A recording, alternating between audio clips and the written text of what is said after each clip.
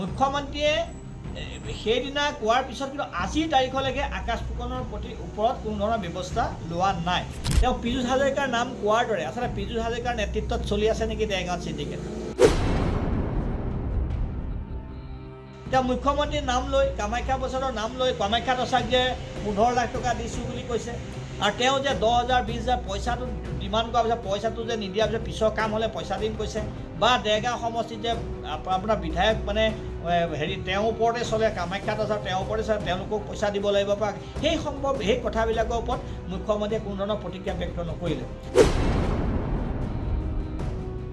আকাশ ফুকনে যে চিণ্ডিকেট চলাই আছে, টকা তুলি আছে, বা আকাশ ফুকনে যে টকাৰ কাৰণে দৰদামৰ কাৰণে যে এজন ঠিকাদাৰক যে এনেকুৱা ধৰণৰ দম দি আছে, এইটো কথা সঁচা প্ৰমাণিত হৈছে যে আকাশ ফুকনে চিণ্ডিকেট চলোৱাটো হয়।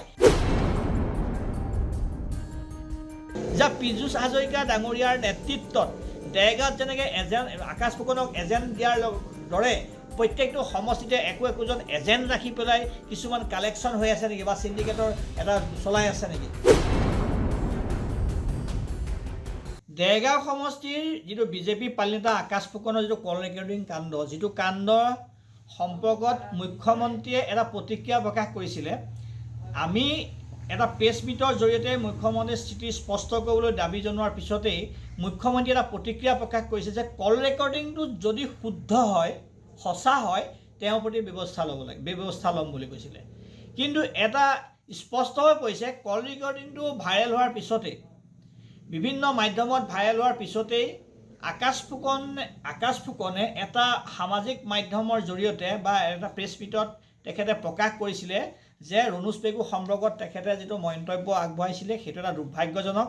তেখেতে ক্ষমা খুজি পেলাই তেখেতে এটা মন্তব্য আগবঢ়াইছিলে। তাৰ পৰা এটা স্পষ্ট হৈ গৈছে যে সেই কল ৰেকৰ্ডিংটো সত্য। মানে তেখেতে আকাশ ফুকনে নিজে স্বীকাৰ কৰিছে কল ৰেকৰ্ডিংটো সত্য। এটা সত্য বুলি স্বীকাৰ কৰাৰ পিছতো মুখ্যমন্ত্ৰীয়ে সেইদিনা কোৱাৰ পিছত কিন্তু আজিৰ তাৰিখলৈকে আকাশ ফুকনৰ ওপৰত কোনো ধৰণৰ ব্যৱস্থা লোৱা নাই। তাৰ পৰা এইটোৱে এটা প্ৰমাণ কৰিছে নেকি যে কৌশলগতভাৱে মুখ্যমন্ত্ৰী ডাঙৰীয়াই তেওঁৰ বক্তব্যটোত কল ৰেকৰ্ডিঙত অশ্লীল শব্দবিলাকৰ কথা কৈছে, কিন্তু এই যে যিটো চিণ্ডিকেটৰ কথা কৈছে মুখ্যমন্ত্ৰী ডাঙৰীয়াৰ যিটো তেওঁ যে তাত যিটো মানে সেই ঠিকাদাৰজনৰ পৰা যে পইচা লোৱাৰ কথা বা বিভিন্ন যে পইচাৰ লেনদেনৰ যিটো চিণ্ডিকেট, সেই কথাবোৰ কিন্তু মুখ্যমন্ত্ৰী ডাঙৰীয়াই বক্তব্যত কিন্তু প্ৰকাশ নাপালে। মুখ্যমন্ত্ৰীৰ বক্তব্যত এটাই প্ৰকাশ পালে যে তেনে আকাশ ফুকনৰ লেখীয়াকৈ এই কথাবিলাক এনেকুৱা ধৰণৰ অশ্লীল কথাবিলাক শোভা নাপায়, সেইটো এটা বেয়া কথা, বা সেইবিলাক এটা আমাৰ বিজেপি দলত তেনেকুৱা ধৰণৰ কথাখিনিৰ ওপৰত এটা বক্তব্য দিলে। কিন্তু চিণ্ডিকেটটো তেওঁ মুখ্যমন্ত্ৰীৰ নাম লৈ কামাখ্যা প্ৰসাদৰ নাম লৈ কামাখ্যা দচাক যে 15 লাখ টকা দিছোঁ বুলি কৈছে, আৰু তেওঁ যে 10,000 20,000 পইচাটো ডিমাণ্ড কৰাৰ পিছত পইচাটো যে নিদিয়াৰ পিছত পিছৰ কাম হ'লে পইচা দিম কৈছে, বা দেৰগাঁও সমষ্টিত যে আপোনাৰ বিধায়ক মানে তেওঁৰ ওপৰতে চলে, কামাখ্যা দচাক তেওঁৰ ওপৰতে চলে, তেওঁলোকক পইচা দিব লাগিব পৰা সেই কথাবিলাকৰ ওপৰত মুখ্যমন্ত্ৰীয়ে কোনো ধৰণৰ প্ৰতিক্ৰিয়া ব্যক্ত নকৰিলে। আজি কিছু সময় আগত কামাখ্যা তাছা ডাঙৰীয়াৰ যিটো প্ৰতিক্ৰিয়া, এইটো প্ৰতিক্ৰিয়াটো আমি চাইছিলোঁ। কামাখ্যা তাছা ডাঙৰীয়াই তেখেতক কৈছে তেখেতকতো ভালকৈ লগেই পোৱা নাই, বা তেখেতে অস্বীকাৰ কৰিছে যে পইচা লোৱাটো তেখেতে নাই, বা মানে তেনেকুৱা ধৰণৰ চিনি নাপাওঁ, বা তেনেকুৱা ধৰণৰ অস্বীকাৰ কৰিছে, আৰু এইটো বেয়া কথা। ঠিকে আছে, কামাখ্যা তাছা ডাঙৰীয়াৰ যিটো প্ৰতিক্ৰিয়াটো প্ৰকাশ কৰাৰ পিছত কিন্তু তেখেতসকলে প্ৰতিক্ৰিয়া প্ৰকাশ কৰিছে হয়, কিন্তু আজি আকাশ ফুকনৰ ওপৰত ব্যৱস্থা লোৱা নাই কেলে?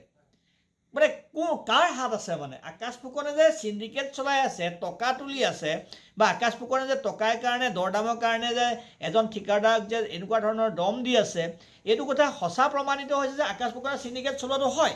কিন্তু তেওঁ কাৰ সাহসত? যদি কামাখ্যা তাছা তাৰ লগত জড়িত নহয়, যদি তেখেতে কোৱাৰ দৰে কামাখ্যা তাছা ডাঙৰীয়াই কোৱাৰ দৰে যদি তেখেত জড়িত নহয়, মুখ্যমন্ত্ৰী এতিয়ালৈকে মানে অশ্লীল কথাখিনিতহে গৰিহণা দিছে, কিন্তু এই পইচা পাতিৰ ক্ষেত্ৰত একো মন্তব্য দিয়া নাই, তেনে কোন জড়িত আছে? তেওঁ পীযুষ হাজৰিকাৰ নাম কোৱাৰ দৰে আচলতে পীযুষ হাজৰিকাৰ নেতৃত্বত চলি আছে নেকি দেৰগাঁৱত চিণ্ডিকেট।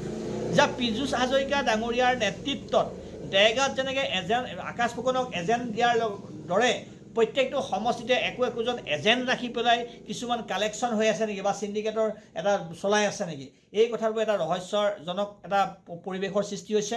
দেৰগাঁৱৰ ৰাইজে আমি দেৰগাঁৱৰ ৰাইজে আকাশ ফুকন ডাঙৰীয়াৰ পৰা বিহিত ব্যৱস্থা লৈ বিজেপিয়ে এই স্বচ্ছতাৰ প্ৰমাণ পাব বুলি আশা কৰিছিল।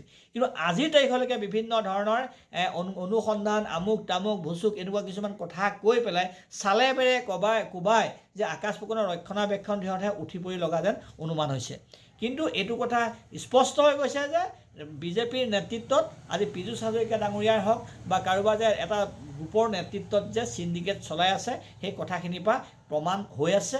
আৰু যেতিয়ালৈকে তেখেতক বহিষ্কাৰ কৰি স্থিতি স্পষ্ট নহ'ব তেতিয়াহ'লে এটা সন্দেহ বা এই যিটো মানুহে যিটো ভাবিছে এইটো সত্যত প্ৰমাণিত হ'বলৈ গৈ আছে।